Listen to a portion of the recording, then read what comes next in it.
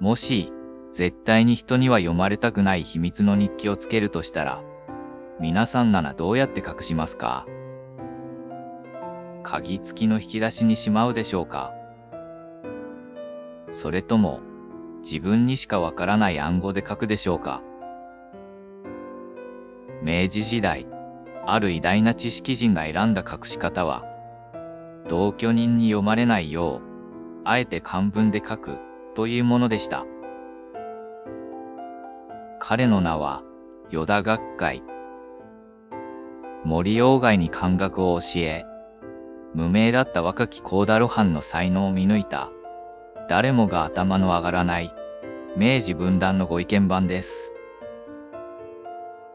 そんなお堅い漢学者が、密かに、そして執念深く書き残した裏日記。そこには、教科書には決して載らないような、文豪や政治家たちの生々しい事実が、びっしりと記されていました。しかも、この秘密の記録が奇跡的に発見されたのは、日本ではありませんでした。昭和58年、韓国のソウルにある国立中央図書館。旧朝鮮総督府の蔵書の中に、ひっそりと眠っていたのです。見つけたのは国文学者の今井玄英でした。10年単位で誰も触れた形跡のない安物の菓子箱のような箱。その蓋には真っ白に埃がこびりついていました。そっと埃を拭き取って開けると、中から虫食い一つないきれいなノートが現れたそうです。そこに記されていたタイトルは、牧水別所雑録。依田学海というお堅い漢学者は、なぜこのような秘密の日記を書いたのでしょうか。実は彼、向島の別宅で、随光という31歳も年下の若い女性と同棲生活を送っていました。学海は彼女にすっかり惚れ込んでいました。しかし、若い彼女は不安定な生活の中で、積もった気持ちが抑えきれないことがあったようです。威厳ある漢学者も若い恋人の前ではボロボロでした。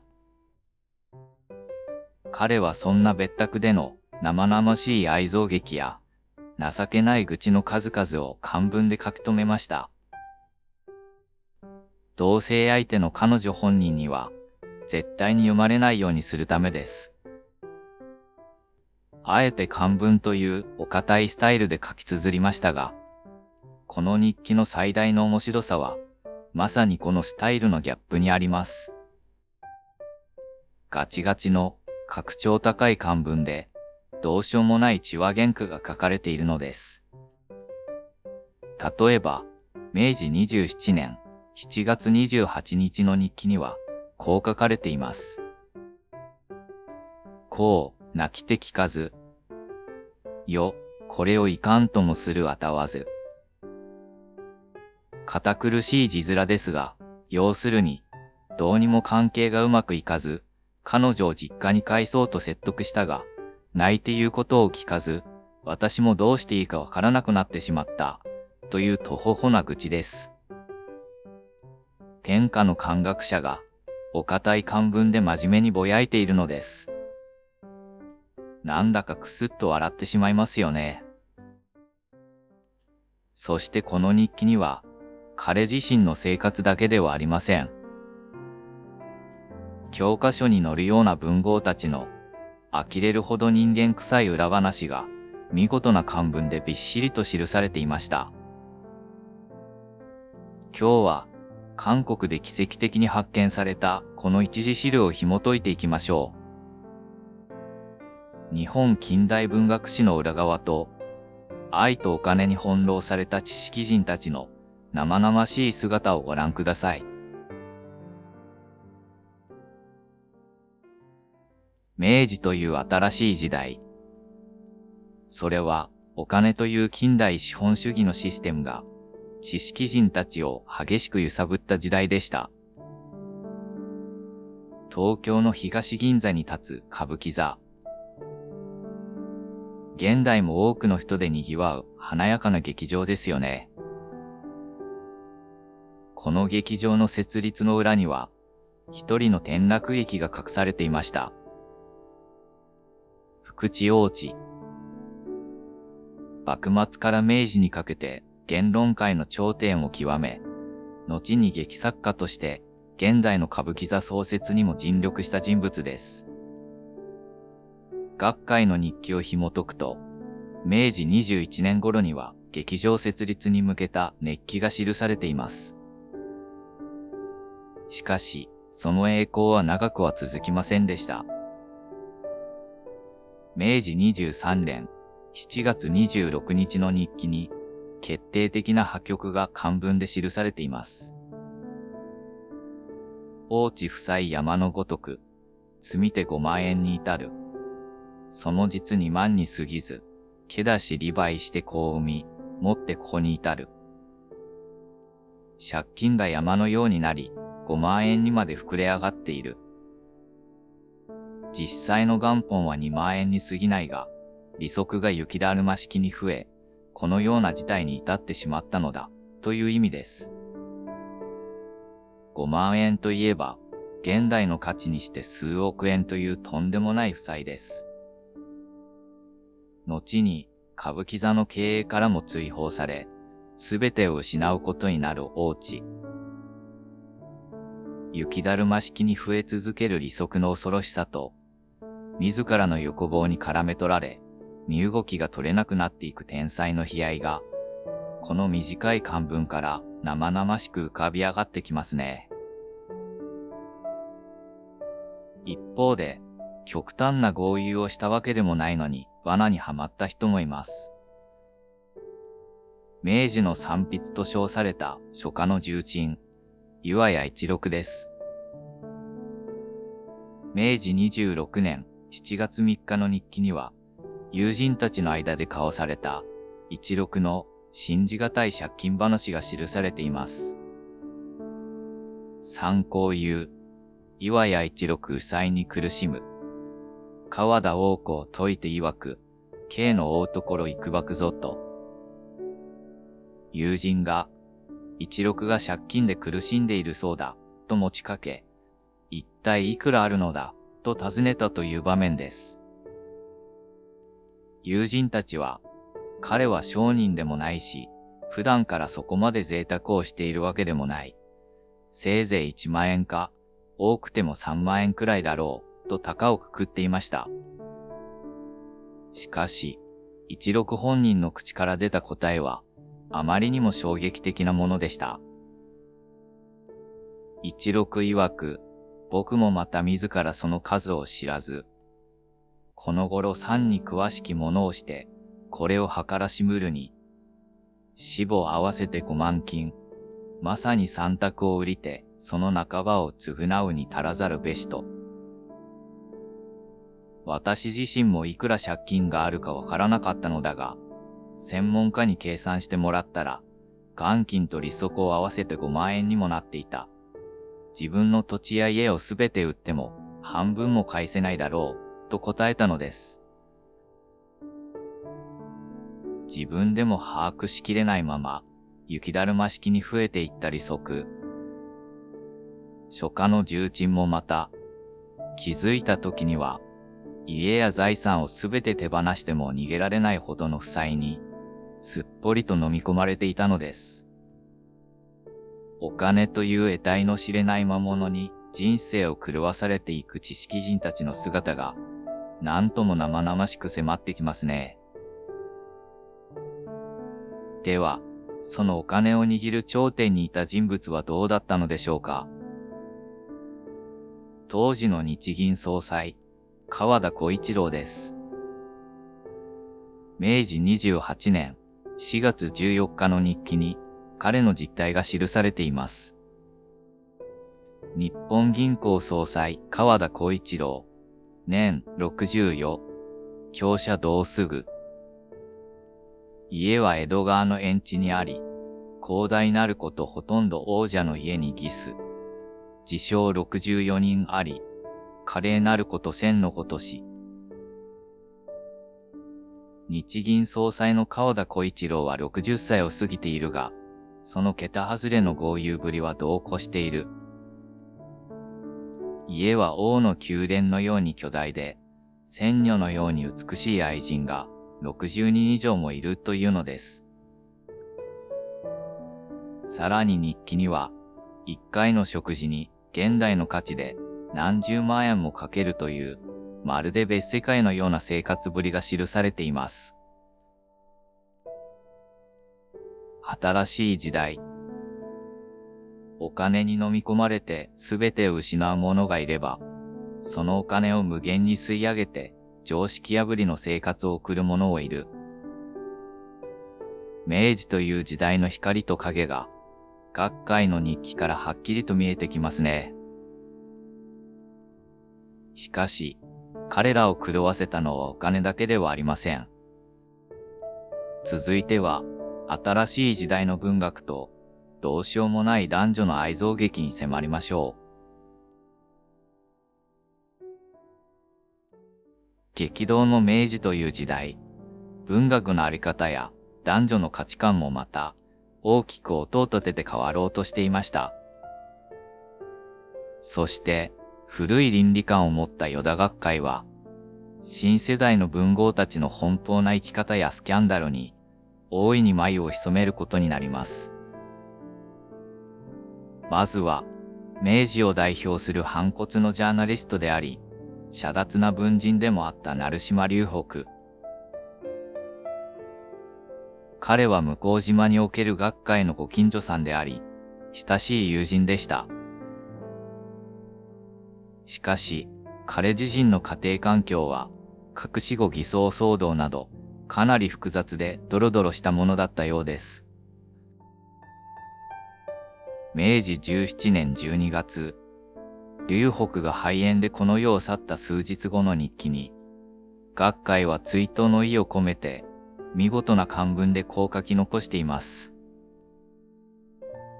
隆北、文に敏にして、行いにおろそかなり、しかれどもまた、偉人なるかな。文章の才能は素晴らしいが、普段の素行には問題があった。でもやっぱり偉大な男だったなぁと、亡き友を偲んでいるのです。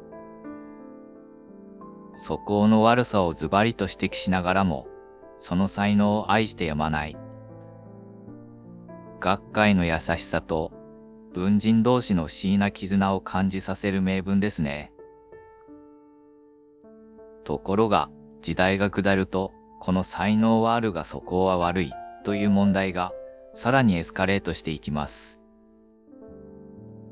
原文一致体という新しい文体で、一世を風靡した青年、山田微妙です。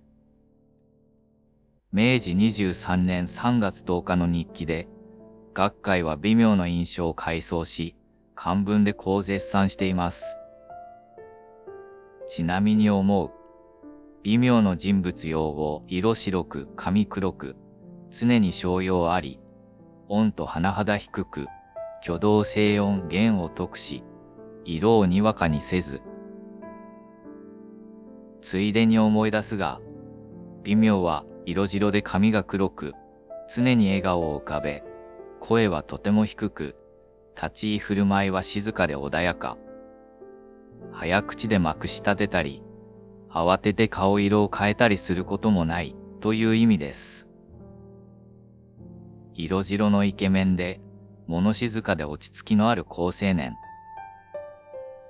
お堅い学会おじいちゃんも、すっかり微妙の魅力に取りつかれていたようです。しかし、この端正な容姿と才能が、厄介な事態を引き起こします。数年後の明治29年8月14日の日記になると、事態は一変します。微妙は、女流作家の田沢稲舟と結婚しますが、わずか数ヶ月で泥沼の破局を迎えてしまいます。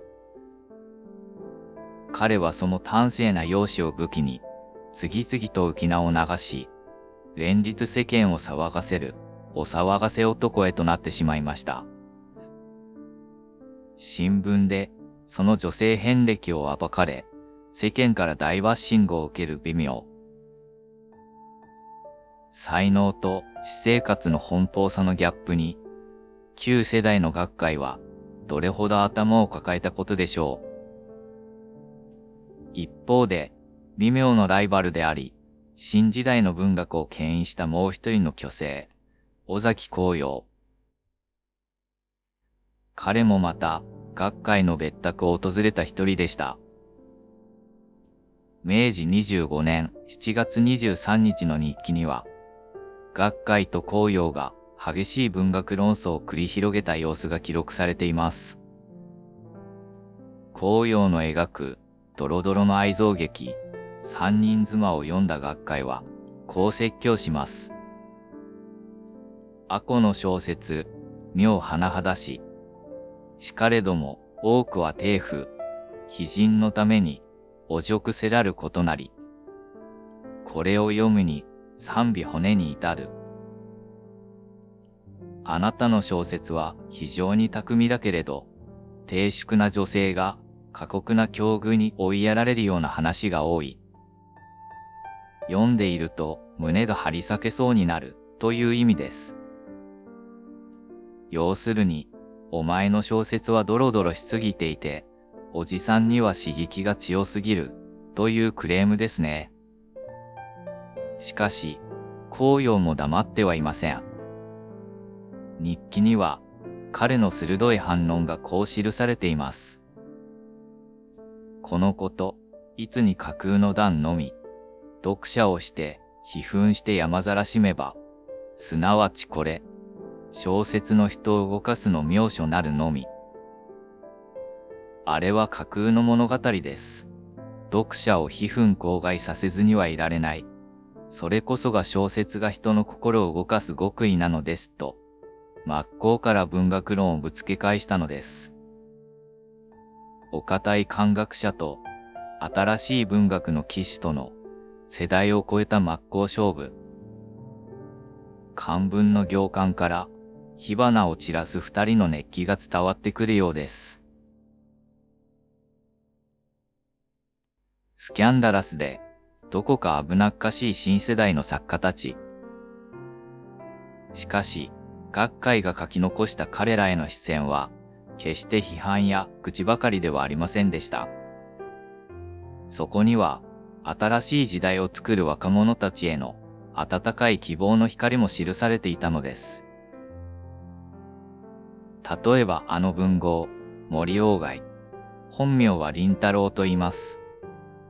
実は学会は若き日の林太郎に漢学を教えた第恩師でした。明治17年1月6日の日記には、教え子が新年の挨拶にやってきた様子が記されています。たまたま森林太来訪す。この林太、陸軍医となり、幼児に世に従いて文章を学ぶ。祭事の往来絶えず、特日読みすべきなり。たまたま森林太、つまり林太郎が訪ねてきた。彼は陸軍の軍医で、幼い頃から私に文章を学んでいた。ボンクレの挨拶を欠かすことがなく、その真面目さは素晴らしいという意味です。あの気難しい学会が、特日読みすべきなり、真面目で素晴らしいと手放しで褒めたたえているのです。さらに同年8月9日、ドイツ留学へ旅立つ若き鴎外のために、送別文を書いた際の日記にはこう記されています。林太、鋭敏にして珍奇。尋常の年少に同じからず。選ばれ人を得たりと言うべきなり。林太郎は頭の回転が鋭く聡明でありながら、どっしりと落ち着いていて、普通の若者とは全く違う。国は彼を留学させるという最高の人選をしたと言うべきだという意味です。自己破壊的な道をたどる文豪たちが多い中で、死への礼儀を尽くし、ただひたむきに学問の道を歩む鴎外。学会にとって彼は誇りであり、癒しのような存在だったのでしょう。そしてもう一人、学会がその才能を愛し、強力に後押しした無名の若者がいました。幸田露伴です。明治21年12月20日の日記に歴史的な出会いが記されています。その友人、幸田坊、幸田重幸、表すところの小説つゆだんだんを示す。木甚だし、世に一元を請う。よためにこの序を作す。淡島寛月の友人の幸田坊、本名幸田重幸という若者が、自分の書いたつゆだんだんという小説を店に来た。これが並外れて素晴らしい。私に推薦文を書いてほしいと頼むので、その序文を書いたという意味ですね。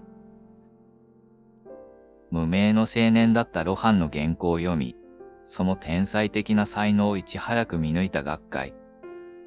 彼は露伴の筆致を、才覚とセルバンテスを兼ね備えると大絶賛し、自ら序文を書いて世に送り出したのです。お堅い漢学者が無名の若者の新しい文学を認め、強力な後ろ盾となる。美しいドラマですね。さて、お金や名声、愛憎の泥沼でもがく明治の文豪たちを見てきましたが、最後に学会の心を救った向島の貴人親子のお話をいたしましょう。先ほど、無名時代の幸田露伴を学会に紹介した人物がいたとお話ししましたね。それが淡島寛月です。実は彼こそが向島に住む貴人親子の息子でした。まずは淡島寛月の父親の小林珍学のお話から始めましょう。この珍学という人物、結婚や家庭という枠に全く収まらない、超がつくほどの自由人だったのです。明治18年8月8日の日記に、学会はその常識外れの女性遍歴を容赦ない漢文で書き記しています。珍学豪奢。書状めとりてめかけとなし、その数を知らず。甚だしきに至っては、三両日にして晒しむ。珍学は桁外れの豪遊をし、若い女性を次々と自らの邸宅に迎え入れたが、その数は数えきれない。極端な場合には、わずか2、3日でその関係を清算していたというのです。大漢学者にそこまで書かせるほどの常識の枠に収まらない奔放な生活ぶり。現代なら週刊誌が絶対に放っておきませんよね。そしてこの珍学は並の享楽主義者ではありませんでした。前日の8月7日の日記に彼が語った言葉が記されています。常に自ら言う。主職に悪にあらざる者は主職を立つあたわず。苦楽を経る者にあらざる者は苦楽を軽んずるあたわずと。